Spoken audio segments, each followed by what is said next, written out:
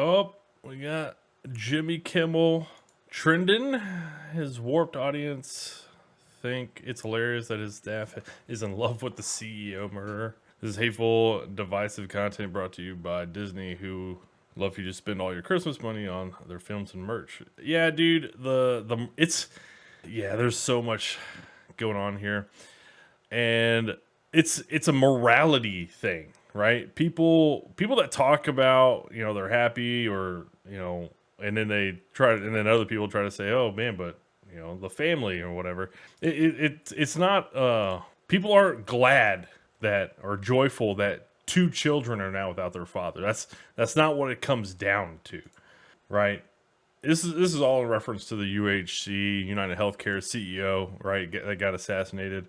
And like, you've had a lot of people come out and kind of joyful. Here's even a teacher from University of Pennsylvania.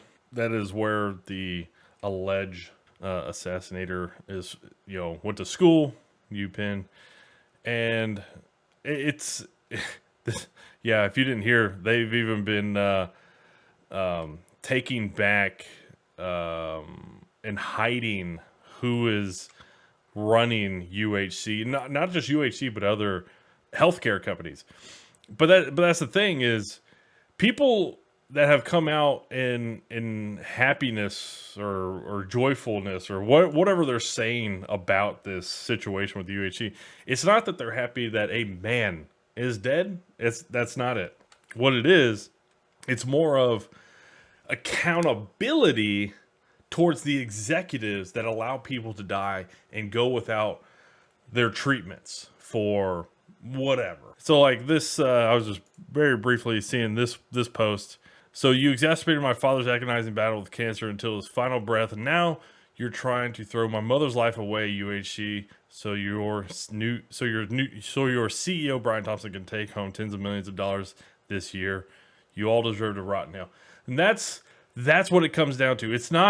We're not talking about a man. We're talking about just a figure, the CEO of a company that is not providing their product or service after people have already paid for it, right? People are paying insurance. That's what health insurance is supposed to be for. You have a product or service, people pay money for it, you deliver on said product or service. And me as a business person, that is the part where I'm glad there's accountability here. I wish I would have gone about it a little different, because you don't want to see, and I'm not happy that two kids have to go live their life without their fathers, especially grow up without their fathers. It's crazy to kind of just see, what's going on. And people are not happy that a man and a father is gone, a husband is gone. People are a little, what they're happy about, or what they're expressing satisfaction for, is the simple fact that there has now been accountability, personal accountability, to the executives that allow such horrible business practices. Because you're allowing people, and think about it this way. This guy, Luigi Mangione, who, is arrested, they think is the one that did it. He's brought up on charges, but he killed one person. He did it, allegedly. I'm sure he'll face this day in court. But how many people have wound up dying because UHC has denied their insurance policies or claims or things like that? So depending upon how you word it, how it's structured, one way of letting people die is legal. The other way of letting people die or ending someone's life is not legal. And me as a business person, that's where I'm glad there's some accountability being had here. I just wish it was going to be done in a different way. That's what people are kind of talking about. They're not talking about, or they're not saying that, hey, we are glad that a dad has been slain. That's not what they're saying. What they're saying is very much, there needs to be accountability here, and stop hiding behind the business structure. You're supposed to be providing a service because you've already taken people's money. And now at the time where people need you the most, they're in the hospital with an illness or sick, and they need you, and you say, no, we can't, we're not helping you. That's bad business practice. There needs to be accountability held. And I just wish it was gone and done it in a better way.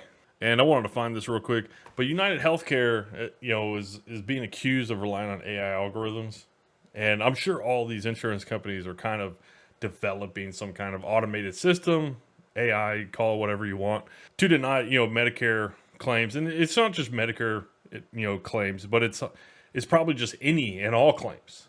But here's the thing: is that they could definitely go the other way with it, and that's where this is a problem.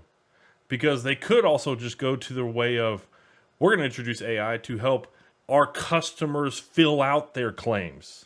But you don't want to do that as a business guy and a executive, because that means there's more money going out the door, because now we're going to fulfill all these claims more efficiently, right? So this is stuff like this as a business person, where you are supposed to provide a product or service to the society that you are in. This is the problems I have. I really do. I have some major issues with what's going on here in the medical industry. I'm not glad that 2 kids now have to grow up without their father. A woman is now without her husband. But there needs to be accountability. And, executives need to be watching this. They need to be taking note of what is going on, because people are getting pushed to a brink.